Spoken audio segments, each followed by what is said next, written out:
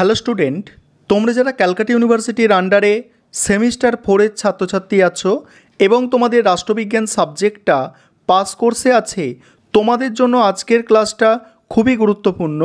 আজকের ক্লাসে তোমাদের 10 নম্বরের গুরুত্বপূর্ণ দুটি প্রশ্নের উত্তর নিয়ে আলোচনা করব। প্রথম যে প্রশ্নটা আছে দেখো, ভারতের বিদেশ নীতির বিবর্তন আলোচনা করো, বা প্রশ্নটা ঘুরিয়ে আসতে পারে বিদেশ নীতির বিবর্তন আলোচনা করো। অ্যান্সারটা ভালো করে তোমরা বুঝে নাও। কোনো দেশের বিদেশ নীতি তার জাতীয় স্বার্থের ওপর ভিত্তি করে গড়ে ওঠে। প্রকৃতপক্ষে বিদেশ নীতি প্রণয়নের ক্ষেত্রে ভারত জাতীয় স্বার্থের সঙ্গে আদর্শবাদের সমন্বয় ঘটিয়েছে। তবে আন্তর্জাতিক রাজনীতির পরিবর্তনের সঙ্গে সঙ্গে বিভিন্ন সময়ে বিদেশ নীতির পরিবর্তন হয়েছে। সেই বিবর্তনের ধারা নিম্নে আলোচিত হলো।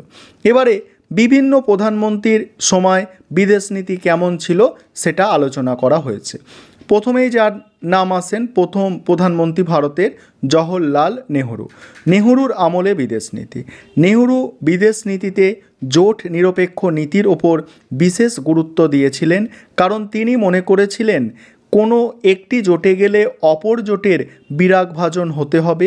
তাছাড়া ভারতের অর্থনৈতিক উন্নয়নের সাহায্যের প্রয়োজন। ভারতের অর্থনৈতিক উন্নয়নে কি সাহায্যের প্রয়োজন।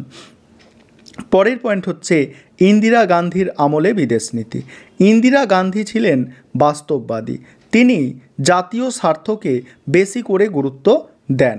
ভারতকে শক্তিশালী রাষ্ট্র হিসাবে গড়ে তুলতে এবং আন্তর্জাতিক ক্ষেত্রে ভারতের মর্যাদা বৃদ্ধি করতে আণবিক অস্ত্র নীতির গ্রহণ করে বলেন, ভারত আণবিক অস্ত্র প্রসার বিরোধী চুক্তিতে সই করবে না।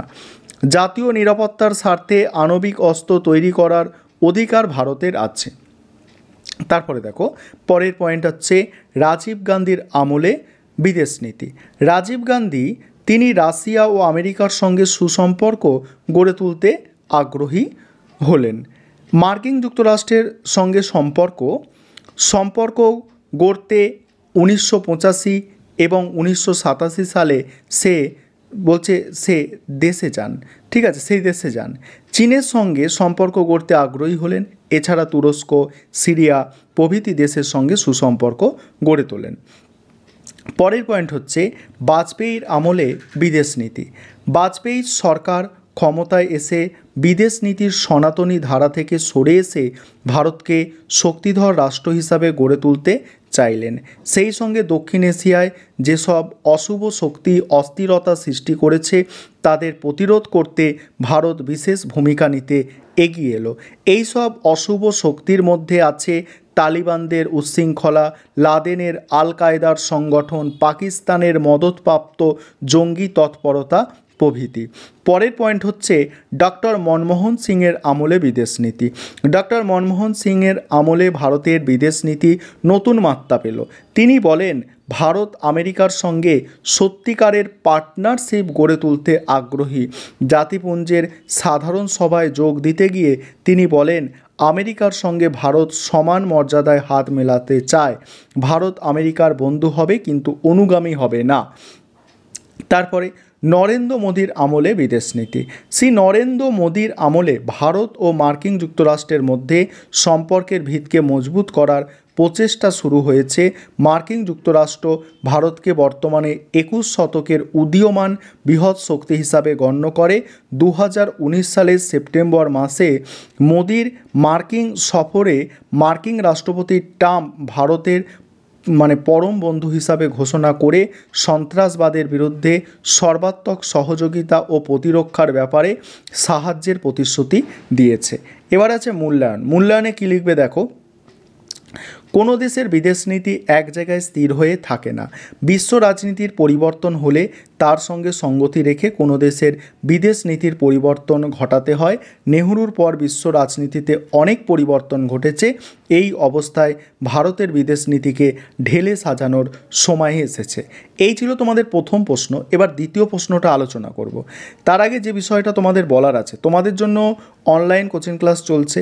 সেখানে তোমরা অ্যাডমিশন নিতে পারো। আমাদের পার মান্থ 200 টাকা করে ফিস নেওয়া হয়, সপ্তাহে 2 দিন করে ক্লাস। এছাড়া তোমরা স্টাডি মেটেরিয়াল অর্থাৎ সম্পূর্ণ নোট নোটস পারচেস করতে পারো এই নম্বরে যোগাযোগ করে 9123 এই নম্বরে তোমরা যোগাযোগ করে স্টাডি মেটেরিয়াল পারচেস করতে পারো। আমাদের স্টাডি মেটেরিয়ালের প্রাইস কত? স্টাডি মেটেরিয়ালের প্রাইস হচ্ছে 400 টাকা। আর তোমরা এতে ছোট প্রশ্ন বড় প্রশ্ন সমস্তটাই আর কি পেয়ে যাচ্ছ। চলো আজকের ক্লাসের দ্বিতীয় প্রশ্নের অ্যান্সারটা বুঝে নাও। পরের প্রশ্ন যেটা আছে দেখো, পরের প্রশ্ন হচ্ছে আন্তর্জাতিক রাজনীতির প্রেক্ষিতে ইউরোপীয় ইউনিয়নের বিকাশ ধারা সম্পর্কে একটি টিকা। প্রশ্নটা ঘুরিয়ে আসতে পারে ইউরোপীয় ইউনিয়ন টিকা আকারে আসতে পারে, বা 1933 সালে ম্যাস্টিক্স চুক্তি, এইভাবে প্রশ্নটা কিন্তু ঘুরিয়ে ফিরিয়ে আসতে পারে। প্রশ্নটা খুবই গুরুত্বপূর্ণ তোমাদের জন্য, অ্যান্সারটা বুঝে নাও।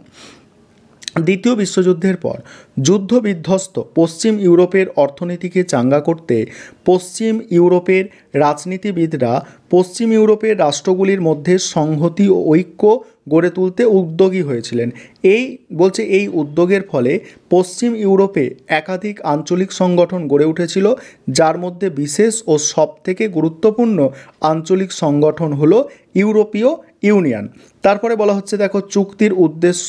1991 সালে ইউরোপীয় গোষ্ঠীর সদস্য রাষ্ট্রগুলি নেদারল্যান্ডের ম্যাস্টিক্স শহরে মিলিত হয় এবং দীর্ঘ আলাপ আলোচনার পর 1992 সালে ইউরোপীয় গোষ্ঠীর সদস্য রাষ্ট্রগুলি ঐতিহাসিক ম্যাট্রিক্স চুক্তি স্বাক্ষর করেন। এই চুক্তির মাধ্যমে ইউরোপীয় ইউনিয়নের জন্ম হয়, অর্থাৎ এই চুক্তির মাধ্যমে ইউরোপীয় গোষ্ঠী ইউরোপীয় ইউনিয়নে রূপান্তরিত হয়েছিল।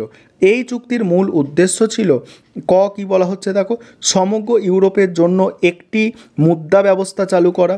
2 হচ্ছে একই রকম বিদেশ ও নিরাপত্তা নীতি। 3 হচ্ছে একই রকম অভ্যন্তরীণ নীতি চালু করা। এবারে মূল্যায়ন দেখো কি বলা হচ্ছে, তবে ইউরোপীয় ইউনিয়নের অভ্যন্তরে বেশ কিছু জটিলতা থেকে গেছে। সমগ্র ইউরোপের জন্য একই রকম অর্থব্যবস্থা